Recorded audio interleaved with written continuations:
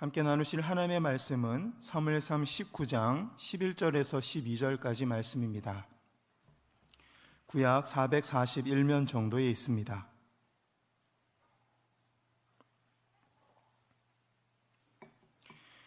사무엘상 19장 11절에서 12절까지 말씀 두 절 함께 천천히 합독하시겠습니다.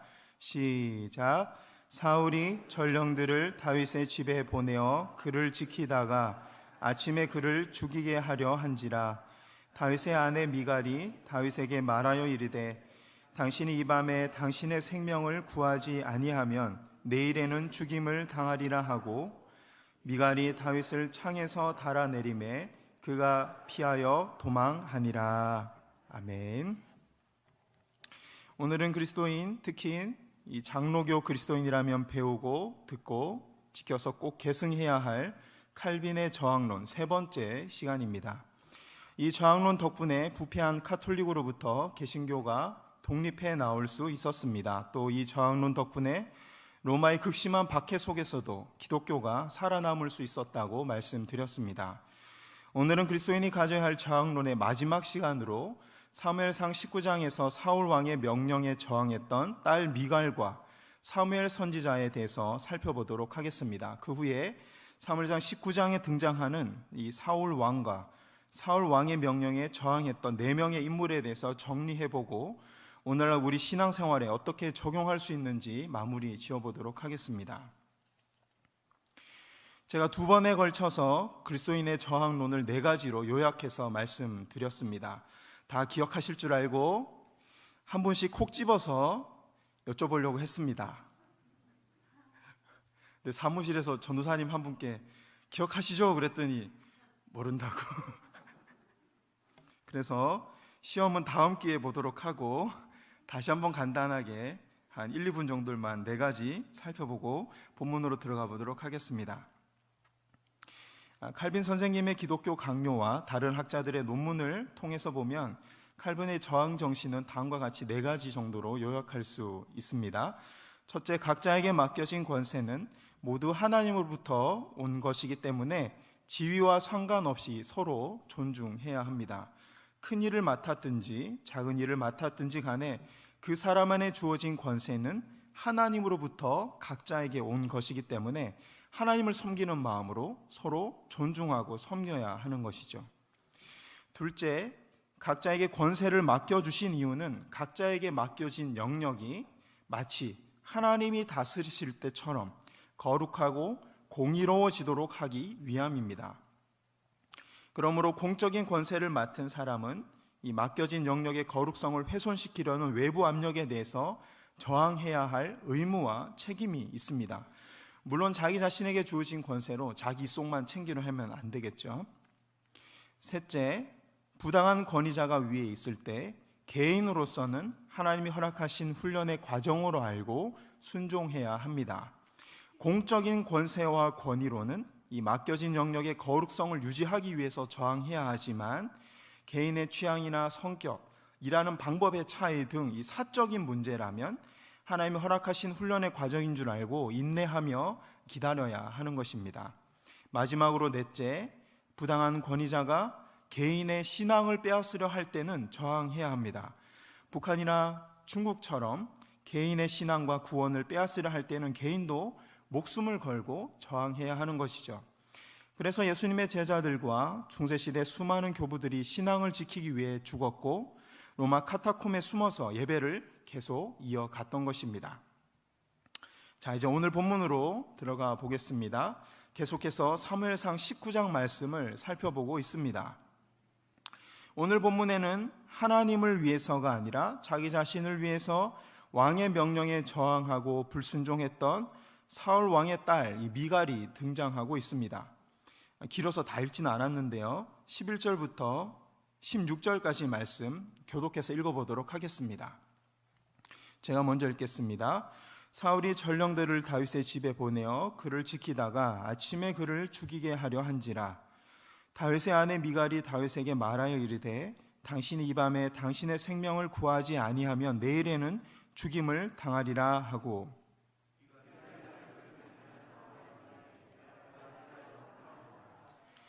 미갈이 우상을 가져다가 침상에 누이고 염소 털로 엮은 것을 그 머리에 씌우고 의복으로 그것을 덮었더니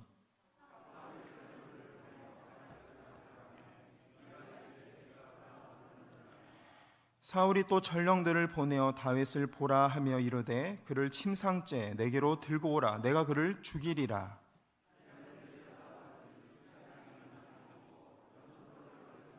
그 머리에 있었더라. 아멘.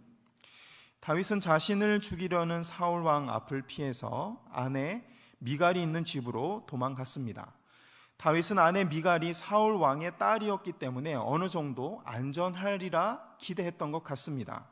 하지만 사울 왕은 당장 군사들을 보내서 미갈 집을 포위했습니다. 그리고 다윗이 그 집에서 나올 때 당장 죽이라고 명령을 했습니다. 이 소식을 전해 들은 미갈은 창문에 줄을 매달고 남편 다윗을 도망가게 합니다. 미갈은 사울 왕의 명령에 저항하고 불순종했던 것입니다. 겉으로 보면 다윗을 죽이라는 사울 왕의 명령에 저항하고 이 다윗을 살렸던 요나단의 행동과 똑같아 보입니다. 하지만 사울 왕의 명령에 저항했던 미갈의 의도는 요나단과 달랐습니다. 그 저희는 요나단과 전혀 다릅니다. 13절을 보면 미갈은 다윗이 누워 자는 것처럼 꾸미기 위해서 무엇을 가져왔다고 되어 있죠? 13절에 우상을 가져왔습니다. 그리고 침대에 누웠죠. 그러니까 평소에 미갈은 집에서 계속해서 가나안 땅의 우상을 섬겨왔던 것입니다. 그러니까 갑자기 우상을 가져올 수 있었던 것이죠. 그리고 이제 위기가 닥치자 우상을 이용해서 극복해 보려고 하고 있습니다. 미갈이 자기 손으로 이리 눕혔다가 저리 눕혔다가 할 수 있는 인형이 신이 될 수 없다는 걸 간접적으로 보여줄 수 있는 대목이기도 합니다. 또 삶의 문제를 하나님이 아닌 우상을 통해서 해결하려는 이 미갈의 삶의 방식을 간접적으로 암시적으로 잘 보여주고 있습니다.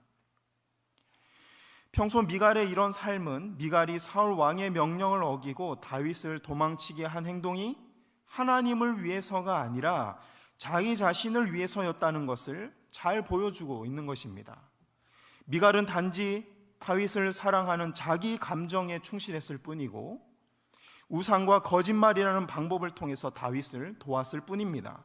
그러므로 자기 자신을 위해서 왕의 명령에 저항하고 다윗을 구한 미갈의 행동은 하나님 앞에 아무런 의미가 없는 겁니다.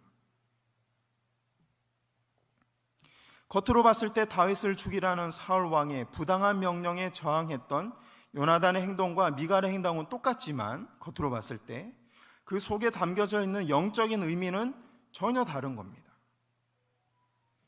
우리 신앙생활도 마찬가지입니다.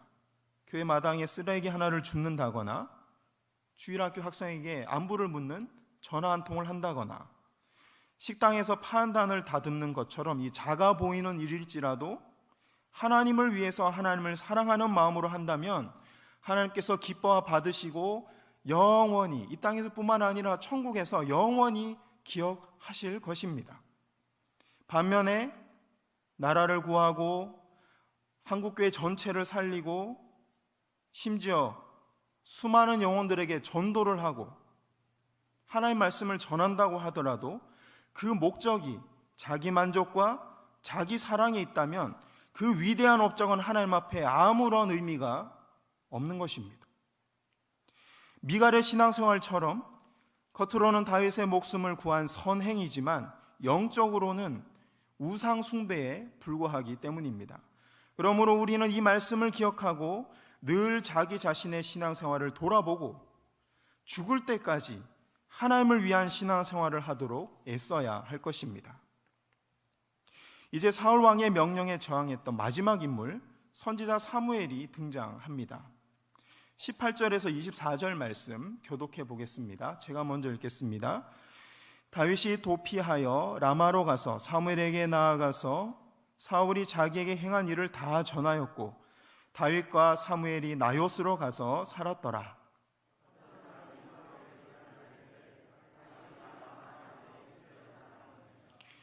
사울이 다윗을 잡으러 전령들을 보냈더니 그들이 선지자 무리가 예언하는 것과 사무엘이 그들의 수령으로 선 것을 볼 때 하나님의 영이 사울의 전령들에게 임하매 그들도 예언을 한지라.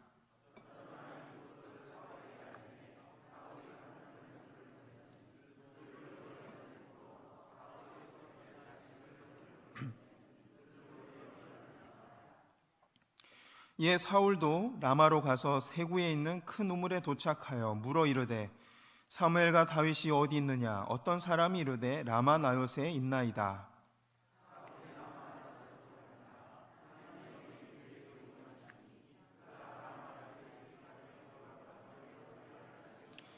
함께 봅니다. 그가 또 그의 옷을 벗고 사무엘 앞에서 예언을 하며 하루 밤낮을 벗은 몸으로 누웠더라. 그러므로 속담에 이르기를 사울도 선지자 중에 있느냐 하니라. 아멘. 제사장 사무엘은 왜 사울 왕의 명령을 거절하고 다윗을 보호했을까요? 왕의 명령보다 하나님의 말씀을 더 중요하게 여겼기 때문입니다.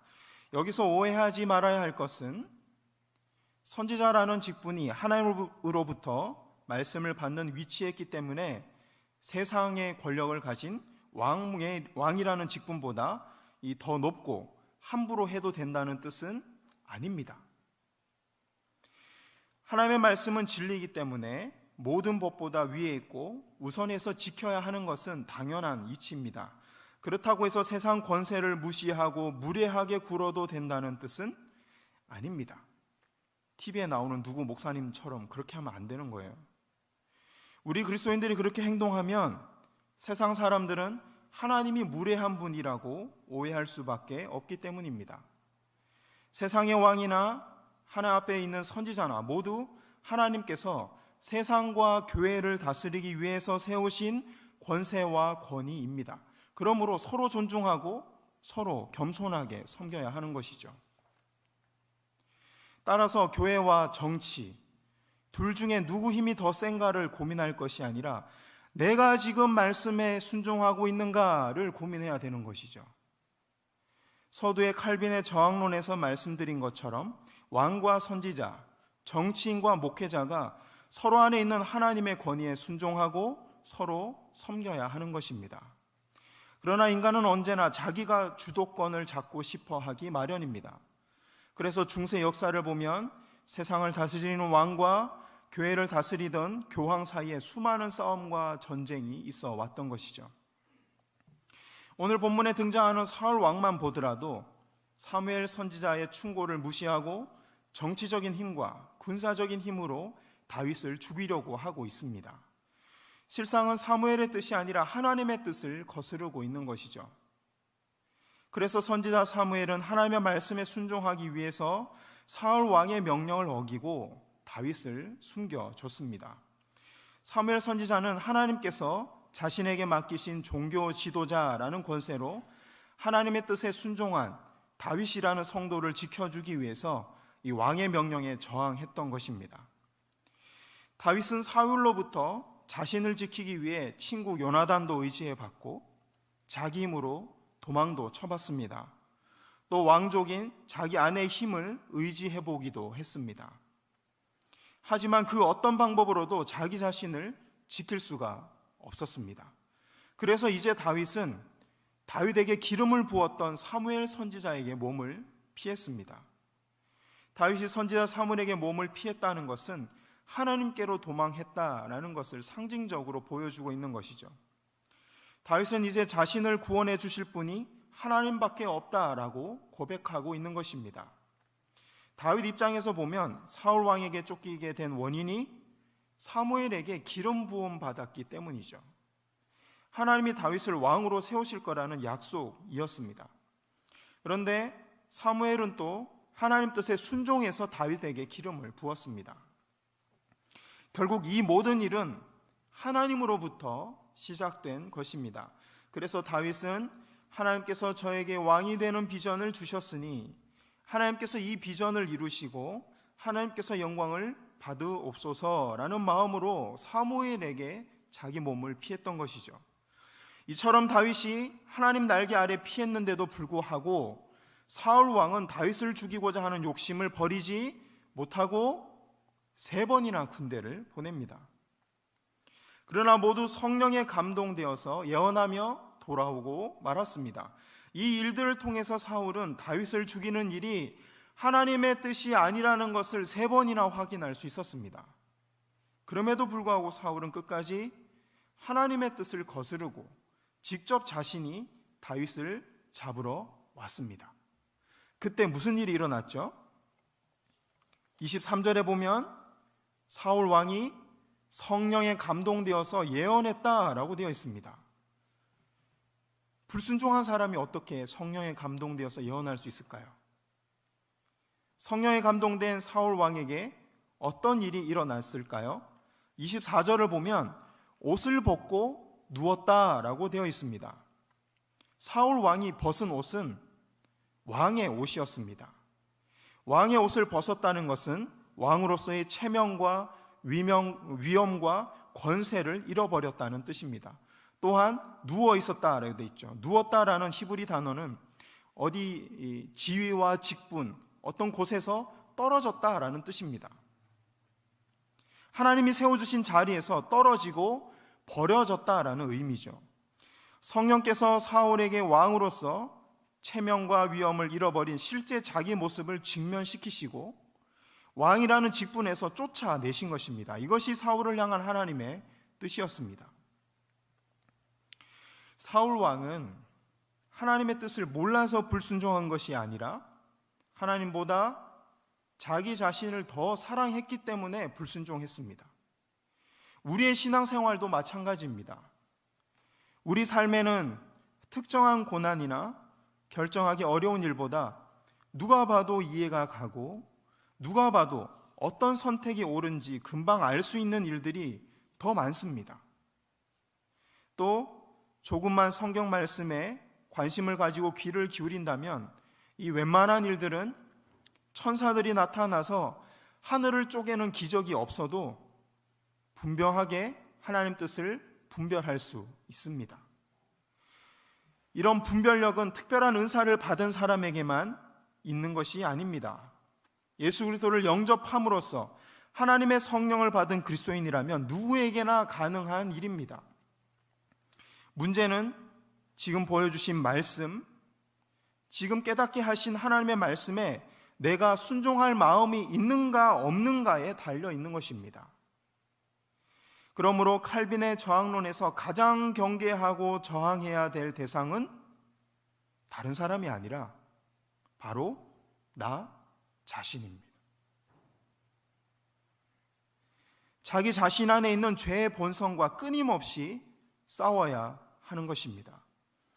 자기 자신과 치열하게 영적 전투를 벌이고 자기 죄에 대해서 목숨을 걸고 저항하는 사람이라면 그 사람은 누구보다 순종적이고 배려심 많은 사람으로 성화될 수밖에 없을 것입니다.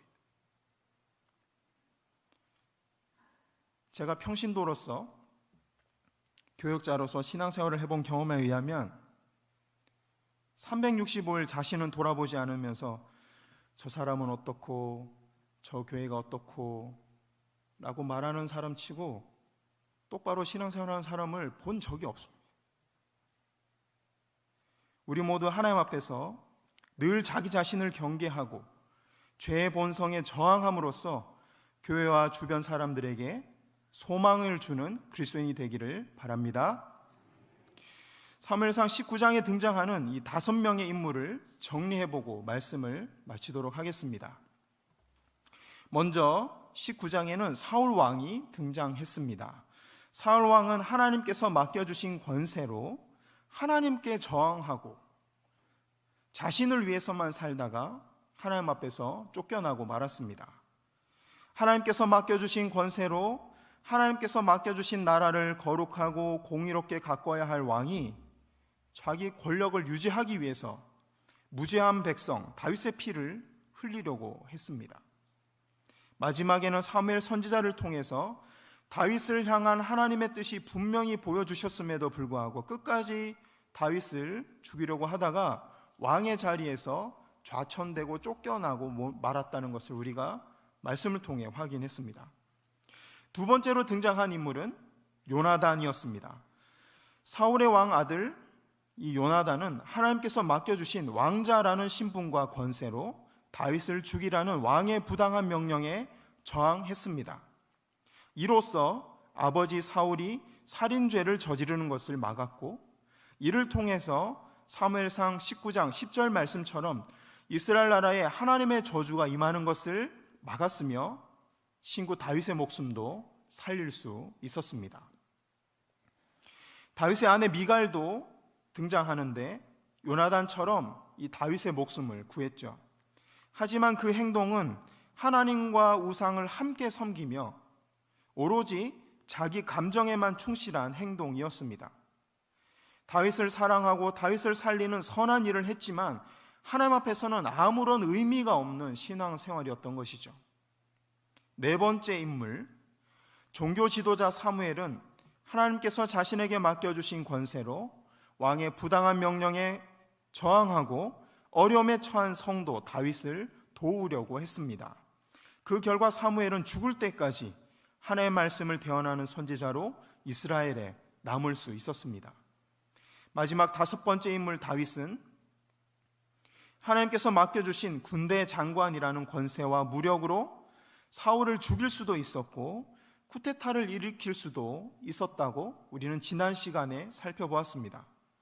그러나 다윗은 사울의 위협을 하나님께서 자신에게 허락하신 징계나 훈련의 과정으로 받아들였습니다. 또 다윗 자신이 하나님의 방법, 즉 평화로운 방법으로 왕위에 올라가야만 이스라엘 나라 전체가 평안하고 하나님의 영광을 가리지 않는다는 것을 알고 있었습니다. 그래서 다윗은 사울 왕에게 적극적으로 저항하지 않고 소극적으로 회피하고 도망가는 방법을 선택했던 것입니다. 그 결과 다윗은 하나님의 때에 평화로운 방법으로 이스라엘의 왕이 될 수 있었고, 지난 수천 년 동안 복음이 전해지는 곳마다 위대한 믿음의 사람으로 전해지고 있습니다. 종합해보면 하나님께서 맡겨주신 권세와 신분을 하나님과 이웃 사람들을 위해 사용한 사람들은 모두 선한 열매를 맺었습니다. 예수님이 하신 말씀, 하나님을 사랑하고 이웃을 내 몸과 같이 사랑하라, 이 두 가지 계명 안에 성경 전체 말씀이 다 들어있느니라. 이를 통하여서 너의 구원을 이룰 수 있느니라. 이 말씀이 여기에도 적용되는 것이죠. 하지만 하나님께 맡겨주신 권세와 지위를 이기적인 마음으로 자신만을 위해서 사용했던 사람들은 악한 열매를 맺을 수밖에 없었습니다. 우리는 누구나 크고 작은 권세를 가지고 있습니다. 나는 아무 힘도 없고 권세도 없는 사람이라고 생각하는 분도 분명히 계실 겁니다. 하지만 우리는 한 사람도 빠짐없이 다스리는 권세를 부여받았습니다. 공무원으로서, 사장으로서, 부장, 과장으로서, 교사로서, 가정의 어머니와 아버지로서, 형제 자매 중에 언니나 형으로서 그런 권세를 우리 모두는 다 받아 누리고 있는 것입니다. 여기 어머니들이 많이 계신데 반찬을 뭘 줄지, 용돈을 얼마 줄지 권세를 부여받으셨습니다. 그 권세를 잘 사용해 주시기 바랍니다. 한 번쯤 감사합니다. 아멘 해주셔서 한 번쯤 남편에게 뭐 드시고 싶으세요? 아들, 딸에게 뭐 먹고 싶니? 용돈은 필요하지 않니? 부드럽게 권세를 사용해 주시기 바랍니다. 가정이 더 화평해지고 천국이 이루어질 줄 믿습니다. 요나단처럼 좋은 배경과 권세를 가지고 계신 분이 있으십니까?